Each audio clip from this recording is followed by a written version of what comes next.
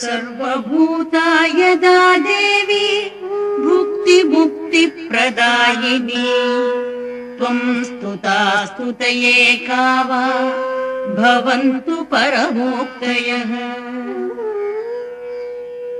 सर्वस्य बुद्धिरूपेण जनस्य हृदि संस्थिते स्वर्गापवर्गदे देवी नारायणि नमोऽस्तुते।